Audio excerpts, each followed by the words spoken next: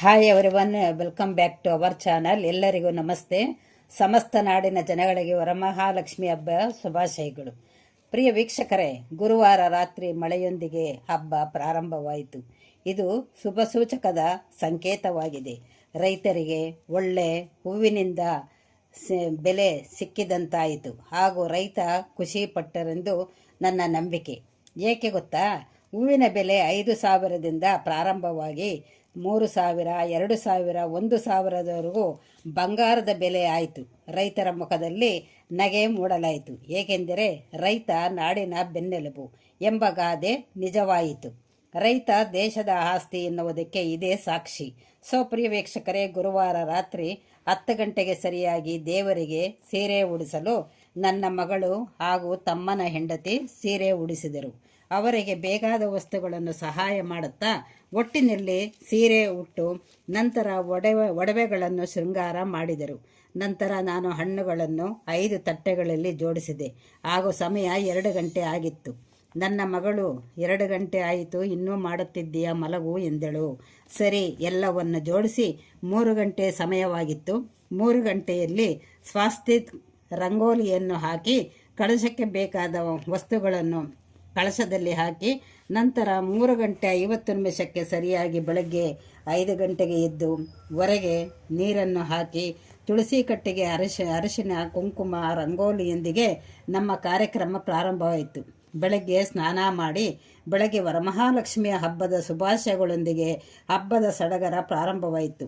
ಬೆಳಗ್ಗೆ 10 ಗಂಟೆಗೆ ದೀಪಾರಾಧನೆ ಮಾಡಿದ ನಂತರ ನನ್ನ ಮೊಮ್ಮಗಳೊಂದಿಗೆ ಪೂಜೆ ಪ್ರಾರಂಭವಾಯಿತು. ಸಂಕಲ್ಪದೊಂದಿಗೆ ಮಾಡಲಾಯಿತು. ರೋಶನಿ ಮಂಗಳಾರತಿ ಮಾಡಿ ಗಣಪತಿ ಗಾಯತ್ರಿಯಿಂದ ಮಹಾಲಕ್ಷ್ಮಿಯರನ್ನು ಹಾಗೂ ನಾರಾಯಣರ ಆವಾಹನೆ ಮಾಡಲಾಯಿತು. ಮಂತ್ರದೊಂದಿಗೆ ಪೂಜೆ ಪ್ರಾರಂಭವಾಯಿತು. ಗಣಪತಿ ವಿಗ್ರಹ ಹಾಗೂ ಲಕ್ಷ್ಮೀನಾರಾಯಣರ ವಿಗ್ರಹಕ್ಕೆ ಗಂಗಾಜಲದೊಂದಿಗೆ ಹಾಲು, ಮೊಸರು, ತುಪ್ಪ, ಸಕ್ಕರೆ, ಕಲ್ಲು ಸಕ್ಕರೆ, ಜೇನುತುಪ್ಪ, ಬಾಳೆಹಣ್ಣು, ಡ್ರೈ ಫ್ರೂಟ್ಸು ಹಾಗೂ ಪೂಜೆಗೆ ನೈವೇದ್ಯಕ್ಕೆ ಒಬ್ಬಟ್ಟು ಮತ್ತು ಸ್ವೀಕಾರ ಮಾಡಿ ಎಂದು ಬೇಡಿಕೊಳ್ಳುತ್ತಾ ಒಟ್ಟಿನಲ್ಲಿ ಅಭಿಷೇಕ ಮಂಗಳಾರತಿಯೊಂದಿಗೆ ಮಾಡಿ ಎಲ್ಲ ದೇವರುಗಳು ಈ ನೈವೇದ್ಯವನ್ನು ಸ್ವೀಕರಿಸಲೆಂದು ಭಕ್ತಿ ಭಾವಗಳಿಂದ ಪೂಜೆ ಸಲ್ಲಿಸಲಾಯಿತು.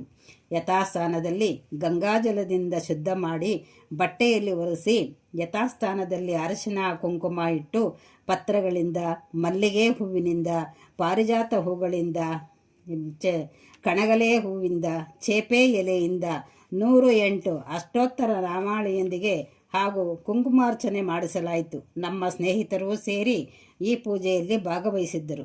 ತೆಂಗಿನಕಾಯಿಯನ್ನು ಒಡೆದು ಅವರವರ ಕೋರಿಕೆಗಳನ್ನು ಈಡೇರಿಸಲೆಂದು ಕಣ್ಣು ಮುಚ್ಚಿ ಪ್ರಾರ್ಥನೆ ಮಾಡಲಾಯಿತು. ಮಂಗಳಾರತಿಯೊಂದಿಗೆ ಅಮ್ಮನಿಗೆ ಬೆಳಗಲಾಯಿತು. ಕಣ್ಣು ಮುಚ್ಚಿ ಪ್ರಾರ್ಥನೆ ಮಾಡುತ್ತಾ ಮಂಗಳಾರತಿಯೊಂದಿಗೆ ಅಮ್ಮನಿಗೆ ಬೆಳಗಿಸಲಾಯಿತು. ಪೂಜೆಯಾದ ನಂತರ ಕೈಗಳಿಗೆ ದಾರವನ್ನು ಕಟ್ಟಲಾಯಿತು. ಎಲ್ಲರ ಮುಖದಲ್ಲಿ ನಗು ಎದ್ದು ಕಾಣುತ್ತಿತ್ತು. ಏಕೆಂದರೆ ಪೂಜಾ ಸಮಯದಲ್ಲಿ ಕಳಶದ ಮೇಲೆ ಇದ್ದ ಹೂವು ಬಲಭಾಗದಿಂದ ಬಿದ್ದದ್ದನ್ನು ನೋಡಿ ಎಲ್ಲರಿಗೂ ಸಂತೋಷವಾಯಿತು. ನಂತರ ನಮ್ಮ ತಾಯಿಗೆ ಅರಿಶಿನ ಕುಂಕುಮ ಕಾಲಿಗೆ ಬಳಿದು ಕುಂಕುಮದೊಂದಿಗೆ ಪೂಜೆ ಮಾಡಿ ನಂತರ ತಾಯಿಯೇ ಪ್ರತ್ಯಕ್ಷ ದೇವರೆಂದು ಹೇಳಲು ಇಷ್ಟಪಡುತ್ತೇನೆ. ನನಗೆ ಆಶೀರ್ವಾದ ಮಾಡಿದರು. 7 ಜನ ಅಕ್ಕ ತಂಗಿಯರಿಗೆ ಅರಿಶಿನ ಕುಂಕುಮ ಹಚ್ಚಿ ತೀರ್ಥ ಪ್ರಸಾದವನ್ನು ಸ್ವೀಕರಿಸಿದರು. ಆ ನಂತರ ಎಲ್ಲರೂ ಸೇರಿ ಅರಿಶಿನ ಕುಂಕುಮವನ್ನು ನನಗೆ ಹಚ್ಚಿದರು. ನನ್ನಿಂದ ಎಲ್ಲರೂ ಆಶೀರ್ವಾದ ಪಡೆದರು. ಬೆಳಗಿನ ಜಾವ ತುಂಬ ಸೊಗಸಾಗಿ ಸಾಯಂಕಾಲದ ಪೂಜೆಗೆ ಸ್ವೀಟಿಯೊಂದಿಗೆ ಮೇಲಿನ ರೀತಿಯಲ್ಲಿ ಪೂಜೆ ಮಾಡಿಸಲಾಯಿತು. ಸಾಯಂಕಾಲ 6 ಗಂಟೆಯಿಂದ ಮುತ್ತೈದೆಯರು ಅರಿಶಿನ ಕುಂಕುಮಕ್ಕೆ ನಮ್ಮ ಸ್ನೇಹಿತರೆಲ್ಲ ಅಷ್ಟಲಕ್ಷ್ಮಿಯರಾಗಿ ಬಂದು ತಾಂಬೂಲವನ್ನು ಸ್ವೀಕರಿಸಿದರು. ನಂತರ ನನ್ನ ಮೊಮ್ಮಗಳ ಮೊದಲ ಸಂಬಳದಲ್ಲಿ ನನಗೆ ಕೋಟಿ ರೂಪಾಯಿ ಬೆಲೆ ಕಟ್ಟಲಾಗದಂಥ ಸೀರೆ ನನಗೆ ಕೊಡಿಸಿದಳು. ಅವಳಿಗೆ ಆಶೀರ್ವಾದ ಮಾಡಿ ನನಗೆ ಗಗನದಷ್ಟು ಸಂತೋಷವಾಯಿತು. ಒಟ್ಟಿನಲ್ಲಿ ವರಮಹಾಲಕ್ಷ್ಮಿ ಹಬ್ಬ ಸಡಗರದಿಂದ ಸುಂದರವಾಗಿ ಸಂತೋಷವಾಗಿತ್ತು. ಸೊ ಪ್ರಿಯ ವೀಕ್ಷಕರೇ, ನೋಡಿದ್ರಲ್ಲ ನಮ್ಮ ಮನೆಯಲ್ಲಿ ವರಮಹಾಲಕ್ಷ್ಮಿ ಹಬ್ಬ ಹೇಗೆ ಆಯಿತು, ನೀವು ಸಹ ಹೇಗೆ ನಿಮ್ಮ ಮನೆಗಳಲ್ಲಿ ಆಚರಣೆ ಮಾಡಿದ್ದೀರೆಂದು ಹೇಳಲು ಈ ಮೂಲಕ ತಿಳಿಸಿ ಎಂದು ಹೇಳಲು ಇಷ್ಟಪಡುತ್ತೇನೆ. ರಾತ್ರಿ 10:50 ಆರತಿ ಮಾಡಿ ದೇವರನ್ನು ಕದಲಿಸಲಾಯಿತು. ಸೊ ಪ್ರಿಯ ವೀಕ್ಷಕರೇ, ಲೈಕ್ ಮಾಡಿ, ಶೇರ್ ಮಾಡಿ, ಕಾಮೆಂಟ್ ಮಾಡಿ, ಪ್ಲೀಸ್ ಸಬ್ಸ್ಕ್ರೈಬ್ ಎಂದು ಹೇಳುತ್ತಾ ಈ ವಿಡಿಯೋವನ್ನು ನೋಡಿದ ನಿಮ್ಮೆಲ್ಲರಿಗೂ ವಂದನೆಗಳು. ಜೈ ಹಿಂದ್, ಜೈ ಕರ್ನಾಟಕ ಮಾತೆ. I love you all.